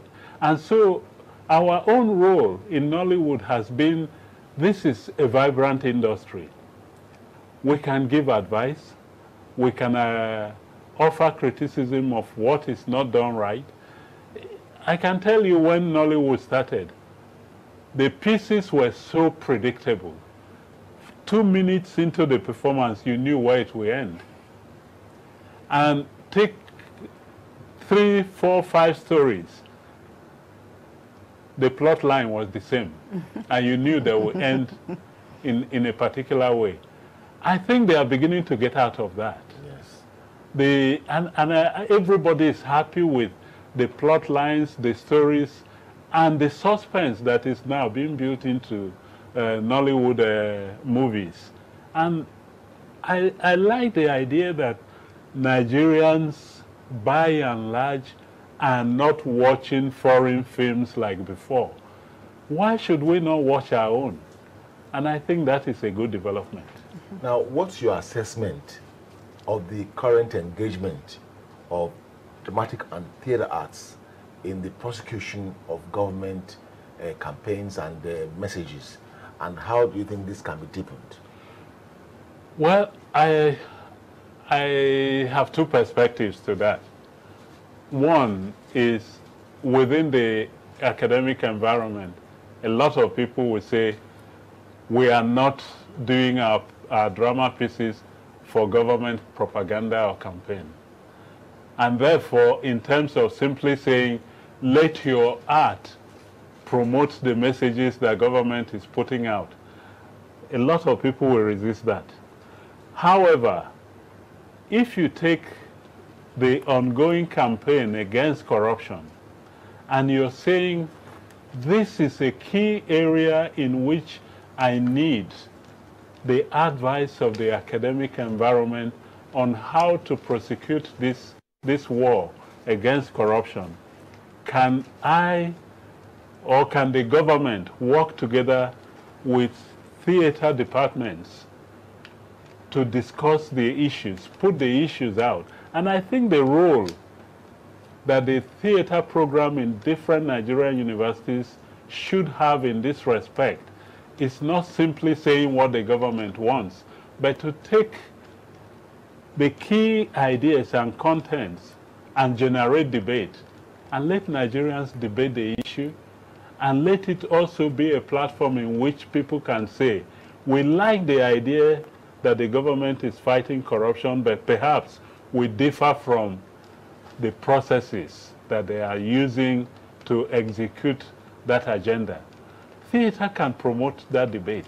I think what Nigerians need is conversations on national issues, and theater can be a vehicle of that conversation.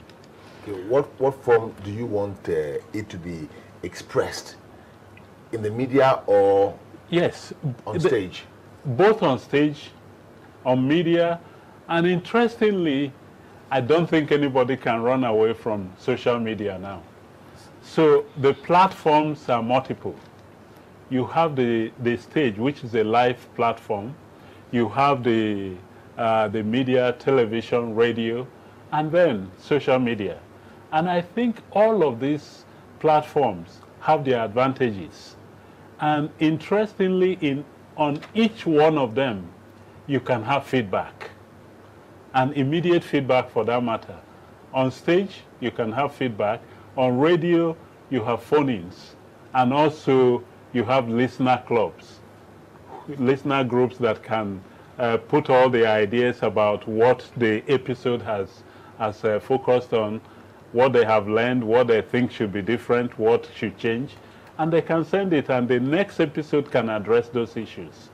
And look at the social media, whether it's YouTube, WhatsApp, or whatever. It's people are always or tweeting and whatever. In fact, increasingly, I'm saying beyond the stage, the television, and the radio, we must now be performing in cyberspace. How do you begin to do that? Because it's the new media. The performance in cyberspace will mostly be within the social media platform. Take, for example, there's an idea. You don't need more than 3 minutes. Let's say 3 minutes of that on WhatsApp. And people are responding to it. We know how fast issues on WhatsApp is disseminated in this country, sometimes negatively. I think that's another dimension that one has to worry about. There are a lot of negative things that are put on WhatsApp. But the kind of thing I'm talking about is something that is positive for the nation, something that generates debate, something that gives idea. And a whole range of people are participating in that. And I think that when that happens, eventually the space can expand and new forms of doing it can come up. I can't tell you exactly what the new form will be, but it will grow with the practice and with the engagement. So I understand that most institutions that offer theatre as a course of study lack the basic facilities for teaching the course. First and foremost, I want to ask, Prof, do you see a kind of apathy on the part of school authorities? And secondly, how do you think this issue affects the output? You know, how does it affect teaching and the kind of graduates of theatre arts that are churned out? Yes, I agree with you that a lot of institutions have problems with equipment. And I'm not sure that... Most of that, you still have to cater for your people. Oh, I see. Yes, backstage. Okay. Then the green room people also provide hot water and lemon. Okay, that clears the throat. Yes. So all of that is... business opportunity. It's a lot. Yeah. And then that backstage, you have massage, you have, sometimes you get psychologists come in there to talk to people and say, backstage. So if you have a green room, right, and you provide all of this, the artist will demand for it. So there's some artists that say, for me to perform at your show, you must call this woman because I need her tea, I need the masseuse, I need sometimes the green room people provide pedicure. Oh, wow. So it depends on how you package your own. I mean, I understand. I mean, the multiplying effects of most of these industries are quite high. Yeah. Now, what I noticed is that we're tending, and I hope that also shows a bit of growth for the industry. I mean, these are things you hear that maybe artists abroad have. You know, they have. There's this thing that they call it, you know, so they give you their rider. Their rider, you know, it has to have this, it has to have this, it has to have this. So we're now having that, you know, across the entertainment. It's quite interesting. I read Will Smith's rider one time. He needs, I think, about like 2 crates of fresh eggs. Oh, wow. In the room. In the room. So they break the eggs and whip it up with some cream and all this, and so he drinks it. Yes, so and it must be there. It must be there. All right, so we'll go on a short break. When we come back, we'll be talking about all the other jobs that are available in the comedy sector. We'll be back.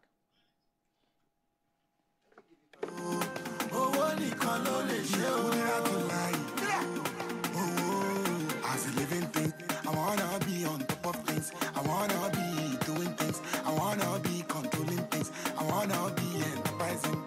Yeah, Kishatilo, Ole Lopo Moje, Kishatilo, Waya, Kishatilo, money order, Kishatilo, Ole Te come and marry, Kishatilo.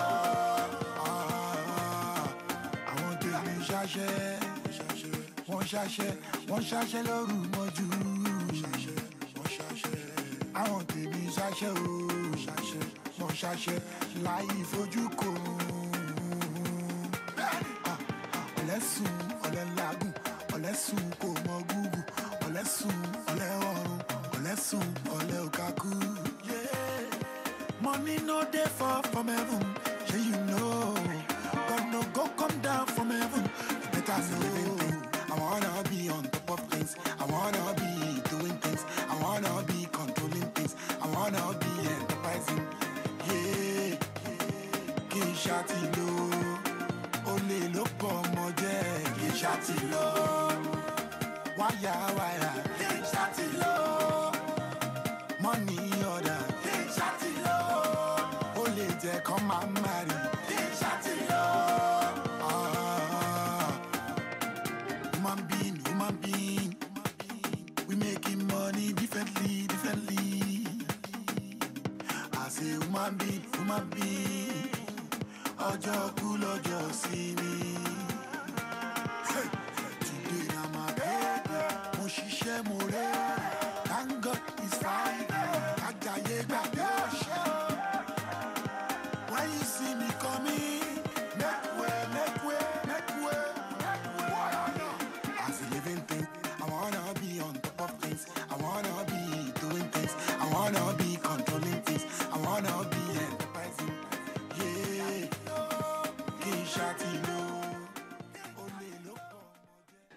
Yeah, Yeah, we're making money differently. That's nice.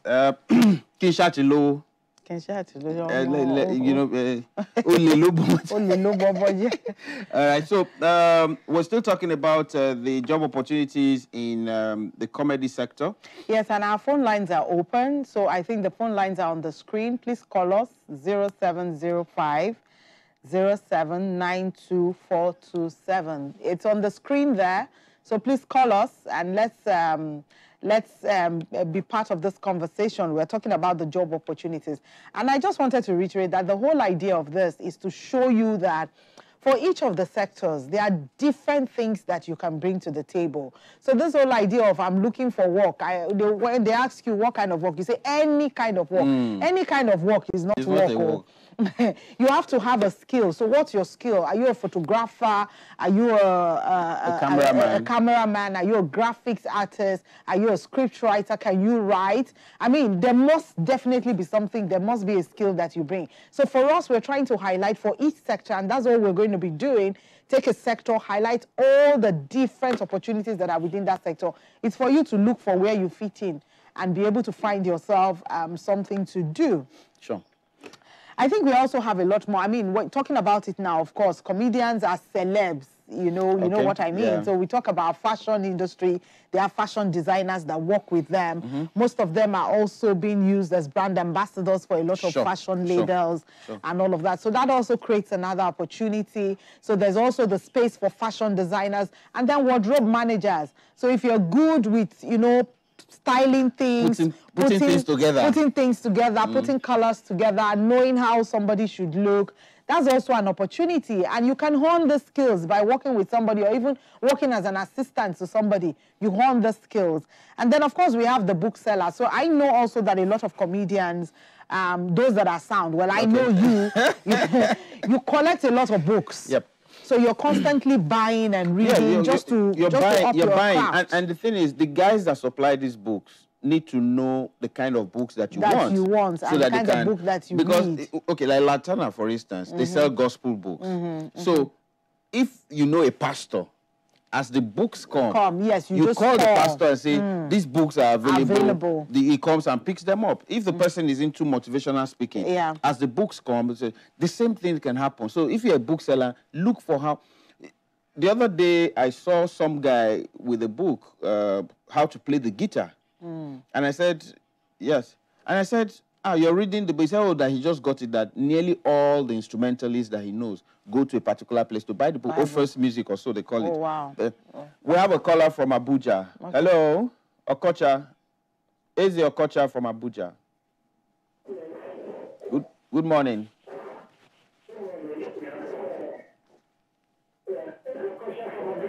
Yes, sir. Good morning. The line is bad. We can barely hear.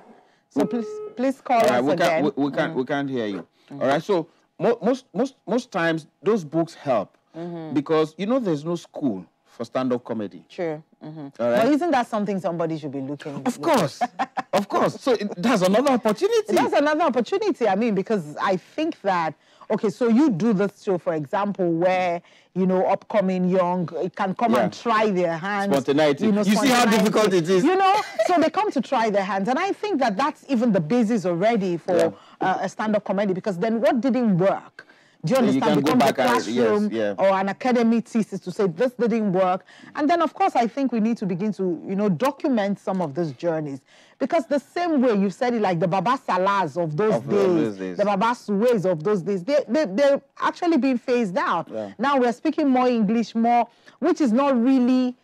I love the Africa Magic Yoruba, because there's some of those artists that are absolutely... they're hilarious. Baba Suwe will kill you from beginning to... You know what I mean? Yeah. So I think we need to begin to document those things. So that's also another opportunity. If you are someone who likes to write documentaries, who likes to research things, you begin to write the history of comedy in Nigeria. See, free consulting I'm giving you. Biographies. Yes. The history of comedy in Nigeria. I mean, these are things that someone should just wake up someday. I think people are just so lazy. They're looking for jobs that they don't. Yeah. For instance, if you say you're a writer and you write fluently, you should be able to put a biography together for somebody. If the person tells you the highlights of his career. And then you even do your research from what you have, and now go to the person and say, this is what I have. I'm already writing this. Can you fill in the blanks and all of that? And then you produce something that people can use. There's an insane guy that's a friend of ours, Edgar. No, I think Edgar would do a fantastic job. Edgar had called me and said he wants to write a biography for me. So I was delaying. He said, there is an official biography. I don't need to come to you. I will write it myself. The sector needs all these other allied businesses to survive. And the opportunities are there. People just need to key into them. People just need to think. PRO managers. He's talked about travel logistics and all of that. PRO managers, marketers within the comedy industry. This is also another opportunity because they need people to sell. I mean, their shows, they need people to be able to push out. And then that also, the social media content managers as well. So they need people to be able to push out what they're doing, where they are, the opportunities are immense. And I think for each sector, there's always something to do. It's just for you to just look. Mentioned that now, I'll tell, there's a lady who is a brand strategist. Chizo. I'll tell her to try and organize a class for comedians. Because branding is important. When you become a celebrity and you're selling your talent, branding is important. I was talking with one guy the other day and he said that the comedian I recommended, that they couldn't use him. I said, why? He said the guy's name is Arias Kata. It's the same thing we talk about when you are looking for work and your email address is Sexy Queen B. I'm not going that's just an email. I'm not going to employ you, Sexy Queen B. Like, seriously? That's an email address? These things matter. So he's talking about branding. What's Arias Kata? Sexy Queen B is marketable. Yes, if you're looking for a video vixen, if you're looking for a dancer, for example, you're looking for someone to act in a sexy, not in an... No way. But do you know how that will move business? When What am I selling? You say, sir, the proposal, please send it to Sexy Queen B. What are we selling? If we are selling lingerie, you know, we're selling on the West, for example, that would sell because then Sexy Queen B, we want to see what it looks like. But these things matter. So you are the one saying they couldn't use somebody because area scatter. For a corporate event, how do you... So these things matter. And these are the opportunities that are available. We also have, you know, life coach. Most of them, I think recently we've had quite a lot of people going through mental health issues. Now in Nigeria, Robin Williams, the Mrs. Doubtfire guy, because once you say you are mentally developed, you don't crazy. You don't know, you know, but the truth of it is that a lot of people are depressed. A lot of people are going through things that, because of social media and because of the way life is, we all rub the powder and try to feel cool, but these things happen. So a lot of the celebrities are going through that. Someone has an issue, and the way people will abuse you on social media. We have Eze back. Eze is back with us from Abuja. Eze. Morning.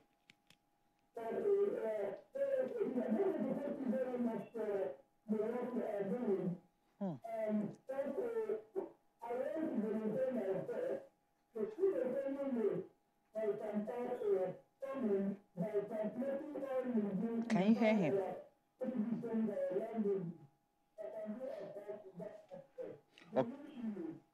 Okay, it's not very clear, but I think I heard him say he could translate everything that we're doing to 4 languages or something. Oh, really? It wasn't clear, which is why we say... I mean, these are talents. Yeah. These are talents. Please send us an email. Send us an email, vacancywithalibaba@gmail.com. These are talents that need to be pushed out. So for everything, so imagine a comedian, since we're talking about the comedy sector, a comedian, you know, saying his jokes in English and it's been translated into 4 other languages. Now you're selling that. Because that's something that can sell. So if it's translated in French, for example, that's already the francophone market open for you. Sure. You know, so another market now, just as he has said that, translating this thing, is sign language. You notice that even the INEC stuff, when the elections are, the people... Even in the UN, I remember in the African Union then, when I was in the African Union, the translators and the sign writers were, they were not, you didn't pay them in beans, so you paid, I think they earned more than, because they were constantly in every heads of states meeting. Eugenia Abu told me something that when she went to one of those international, she was a translator in English, and they were paying her a certain amount. Then she saw one girl from Senegal or any of those places who spoke French, German, Portuguese, and Spanish. And the girl's pay was more than hers. Yes. That in the eyes of the international, she's an illiterate because there's only one language she can speak. Yes. Even in ECO, that's another sector that we're going to look at. In ECOWAS, for example, most of the international agencies, they always need someone that can speak 2 languages, more than 1 language. So these are opportunities. So even within the comedy sector... So speaking in tongues count? Speaking in tongues does not count because you need to be able to translate it.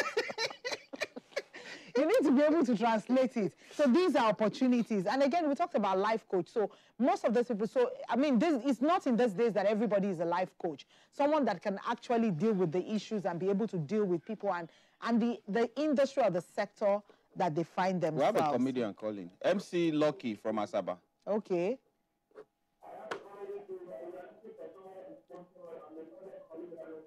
Okay, so you're a comedian, you're looking for somebody to sponsor you. Okay, so that's another opportunity. Investors. Investors and sponsors. Investors. So if you are somebody who has money that you're not using, money, how do they say this? If you get money will not get used now. No, but you see, MC Lucky, the thing is, you first of all have to have a proposition. What if I have money to sponsor? What's the return on investment? What am I getting out of it? So this has to be clear. It's not just for you to just call and say, oh, I have a comedy show, I'm looking for a sponsor. What is in it for a sponsor? That's how you sell yourself. What's in it for a sponsor? What will the sponsor gain? How do I get my money back? And getting my money back, what else is in store for me? How do you profile yourself? What is your following and things like that? So these things are very important. It's not just being in that industry. You need to have a value proposition. What do you bring to the table? I think now you are old. You know, old most times people do not know that the comedy industries are awash with money.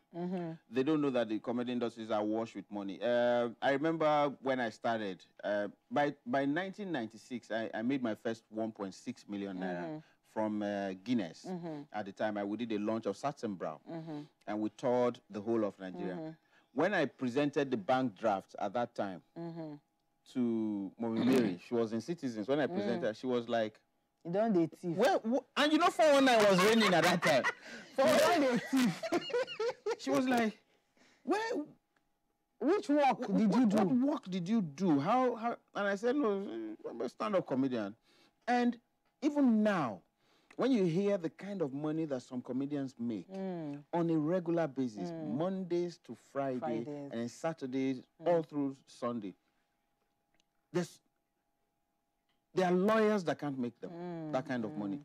Unless but don't you think that part of the problem that we have with most of the sectors as well is the fact that people are not talking about this thing? So we're not saying, come and tell us how much money you make on a daily basis, but to say to us, there's a process to this. So this is where I started from. So I'm going to hold you responsible. Okay. I know you are even doing more. So in terms of the spontaneity show, in terms of the master classes that you do. But for most of these industries, I'm interested in quite a lot of industry. So for example, if you look at the catering industry, the catering industry has gone from just coming to provide. It's now...